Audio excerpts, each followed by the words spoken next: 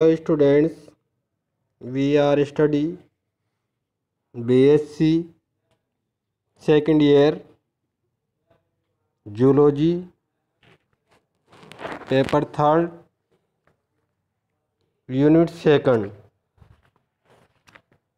Paper third में हम unit second का अध्ययन करने जा रहे हैं।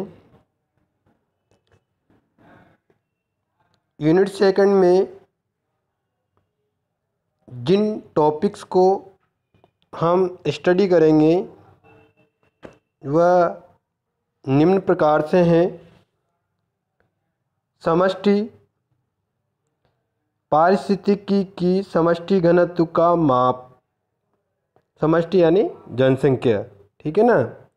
पारिस्थितिकी की समष्टि घनत्व का माप, समष्टि को प्रभावित करने वाले कारक, जननांकिकी, समुदाय पारिस्थितिकी, जैव समुदाय के लक्षण,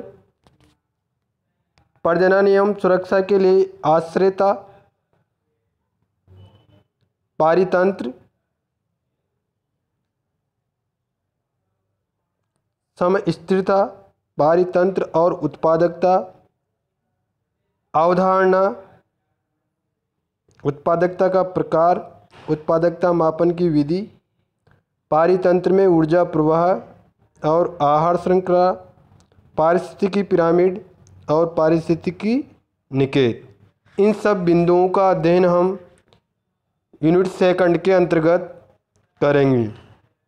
यूनिट फर्स्ट अपनी कंप्लीट हो चुकी है। अब यूनिट सेकंड में फर्स्ट पॉइंट हम लेते हैं पॉपुलेशन इकोलॉजी, समष्टि पारिस्थितिकी या जनसंख्या पारिस्थितिकी। पॉपुलेशन में पॉपुलस शब्द लैटिन भाषा का शब्द है जिसका अर्थ है पीपल, जिसका अर्थ है पीपल। और परिभाषा देखें हम तो जनरली परिभाषा है जीव जो किसी निश्चित स्थान पर, ध्यान से सुनिएगा, जीव जो किसी निश्चित स्थान पर निश्चित समूह में रहते हैं उसे हम पॉपुलेशन या समष्टि जनसंख्या कहते हैं। जैसे किसी गांव, वह गांव क्या हो गया, निश्चित स्थान। उस गांव में निश्चित समूह, जैसे मनुष्यों का समूह, जंतुओं का समूह, है ना, निश्चित समूह में जो रहते हैं वह समष्टि या पॉपुलेशन कहलाती है। आगे बात समझ में, निश्चित स्थान पर निश्चित समूह में, ठीक है ना। चलो अब हम देखते हैं, छोटी छोटी परिभाषाएं थी ये। एक प्रजाति समष्टि, बहु प्रजाति समष्टि। एक यानी मोनो स्पेसिफिक पॉपुलेशन, बहु यानी मल्टी स्पेसिफिक पॉपुलेशन, ठीक है। एक प्रजाति समष्टि का मतलब किसी निश्चित स्थान पर एक ही प्रजाति के सदस्यों का पाया जाना एक प्रजाति समष्टि कहलाती है। इसी प्रकार बहुप्रजाति समष्टि यानी किसी निश्चित स्थान पर अनेक जातियों के सदस्यों का पाया जाना बहुप्रजाति समष्टि कहलाती है, ठीक है। अब हम समष्टि का मूलभूत लक्षण किसको माना गया है, आकार या घनत्व। आकार या घनत्व को समष्टि का मूलभूत लक्षण माना गया है। समष्टि घनत्व को प्रभावित करने वाले कई कारक हैं जो निम्नलिखित हैं: जन्म दर, मृत्यु दर, समष्टि दोलन, आयु, वितरण, जैविक क्षमता, समष्टि प्रसार, जैविक कारक, अनुक्रिया।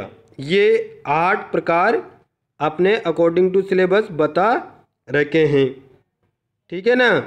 जन्म दर, मृत्यु दर, समष्टि दोलन, आयु, वितरण, जैविक क्षमता, समष्टि प्रसार, जैविक कारक और अनुक्रिया। अब हम देखते हैं समष्टि घनत्व।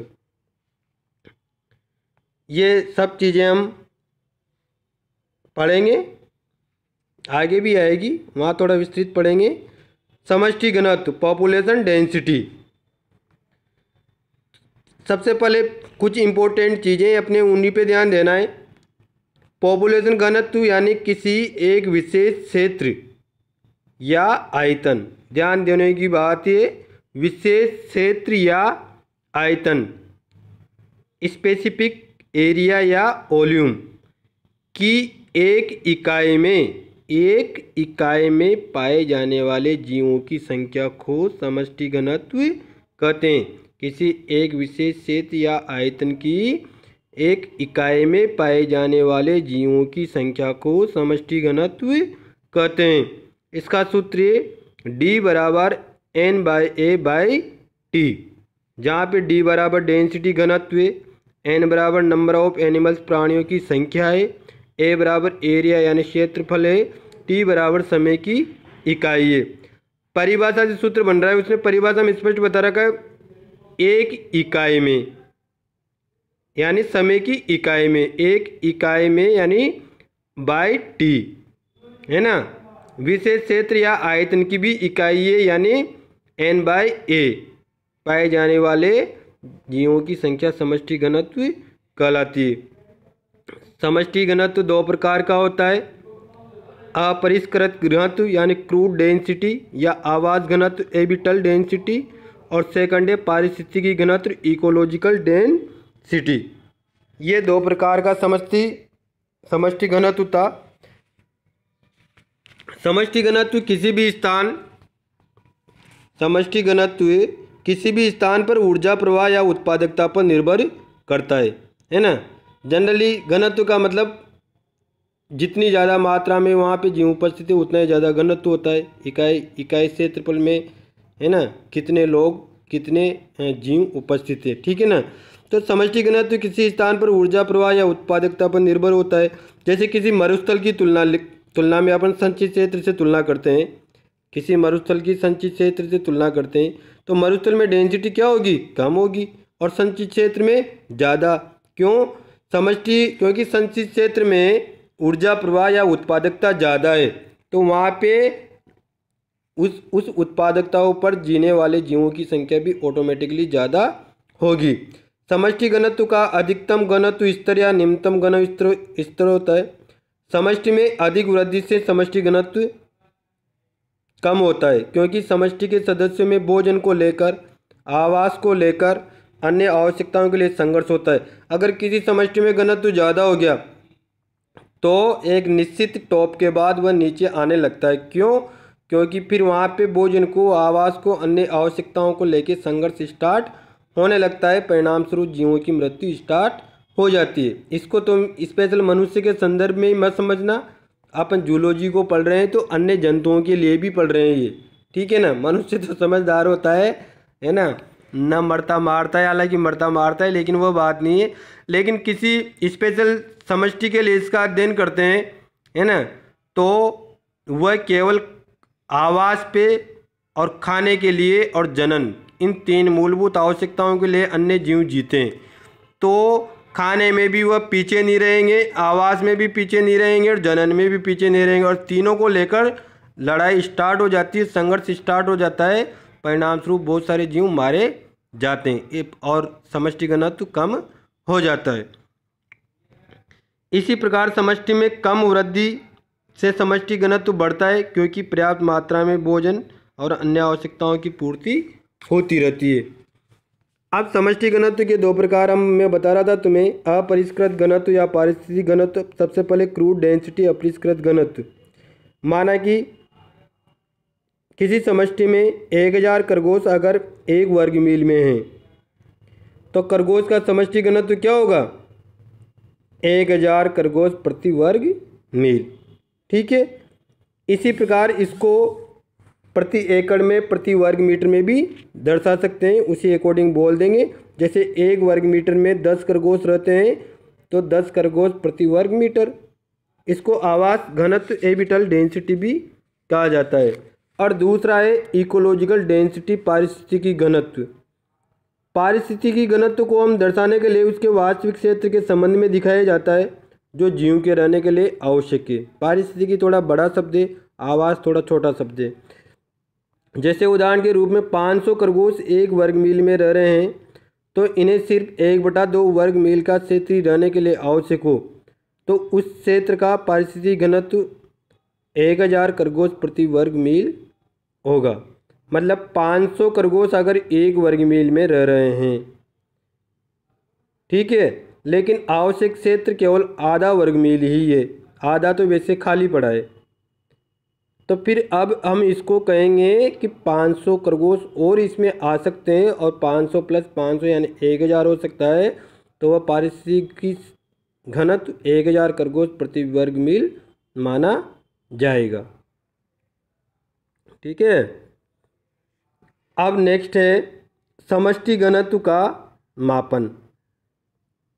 समष्टि घनत्व का मापन। समष्टि घनत्व को ज्ञात करने के लिए विभिन्न सारी विधियां हैं। महत्वपूर्ण विधियां हैं सीधी गणना विधि, नमूना विधि, अंकन व पुनर्ग्रहण विधि। ठीक है ना। और चौथी है अप्रत्यक्ष विधि। चौथी कौन सी है? अप्रत्यक्ष विधि। सबसे पहले देखते हैं सीधी गणना विधि, डायरेक्ट मेथड। इस विधि में एक एक जीव की गणना की जाती है और समष्टि का घनत्व ज्ञात किया जाता है। लेकिन ये सब काम वैज्ञानिक बड़े आकार वाले जीवों के समूह में ही कर सकते हैं, क्योंकि बड़े आकार वाले जीवों को एक एक गिनना संभव है। अतः ये विधि चिड़िया एवं बड़े आकार के स्तनधारियों के लिए उपयुक्त मानी जाती है। मनुष्य की जनगणना इसका सबसे बड़ा उदाहरण है, जो सीधी गणना विधि के द्वारा की जाती है। हमारे देश में प्रत्येक 10 वर्ष बाद मनुष्य की जनगणना होती है। ठीक है ना। और भी बड़े जीवों की गणना घनत्व इसके द्वारा ज्ञात किया जा सकता है। सेकंड है नमूना विधि, सैम्पलिंग मेथड। नमूना विधि में जीवों की समष्टि घनत्व अधिकतर इस विधि द्वारा ज्ञात किया जाता है। जीवों का समष्टि घनत्व पारिस्थितिकी में अधिकतर किसके द्वारा ज्ञात करते हैं? नमूना विधि के द्वारा। इस विधि में क्या होता है, अलग अलग क्षेत्रों के नमूने लिए जाते हैं। ठीक है, सैंपल ले ले अपन ने अलग अलग क्षेत्रों के, और उस सैंपल में एक एक जीव की गिनती की जाती है और उसके बाद सभी सैंपलों का औसत निकाल लिया जाता है और जो औसत प्राप्त होता है वह औसत वहाँ का समष्टि घनत्व कहलाता है। ये भी बढ़िया विधि है ना। इससे अधिकतर इसका यूज किया जाता है, मतलब ज़्यादातर क्षेत्रों में इसको काम में लिया जाता है। ठीक है ना। जैसे पैरामीशियम की समष्टि का घनत्व लेना है। अब अपने यहाँ 12 में मान लो, अगर मान लो 2, 5, 10 तालाब है, आसपास के एरिया को भी जोड़ ले। अब इन तालाबों में प्रत्येक तालाब का सैंपल लेंगे और पैरामीशियम की काउंटिंग करेंगे और फिर उसके बाद उनका औसत निकाल लेंगे। जितना औसत आएगा इसका मतलब यहाँ के तालाबों में पैरामीशियम का समष्टि घनत्व इतना है। ठीक है ना। तो पैरामीशियम का सघन कल्चर में से उसकी अच्छी तरह हिलाकर विभिन्न क्षेत्रों से 1-1 क्यूबिक सेंटीमीटर संवर्धन वाद गिलास में लेकर उसकी गणना मैंने तुम्हें ये सारी चीज़ें बताई दी जनरली। ठीक है। अब नेक्स्ट विधि है अंकन व पुनर्ग्रहण विधि, मार्किंग एंड रिकैप्चर मेथड।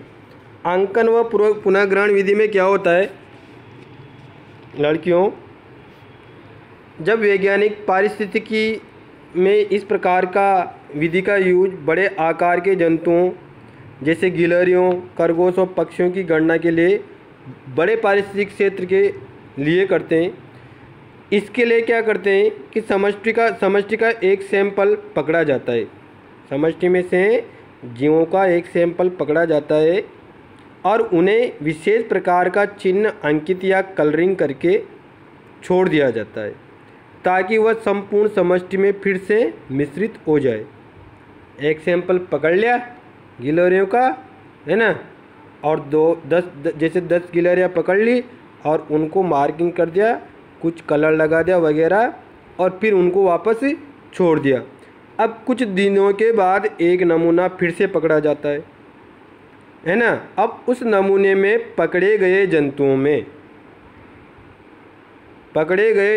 में अंकित किए गए जंतुओं की गणना करते हैं कि कलर वाले वापस कितने पकड़ में आए। जो अपन ने किया था कलर या मार्किंग, जो भी अपन ने किया था, चिन्हित किया था, उस प्रकार की कितनी गिलहरियाँ अपने पकड़ में आई। इसके बाद हम क्या करते हैं, जीवों की गणना करते हैं, ठीक है, और समष्टि का घनत्व ज्ञात करते हैं निम्नलिखित सूत्र के द्वारा।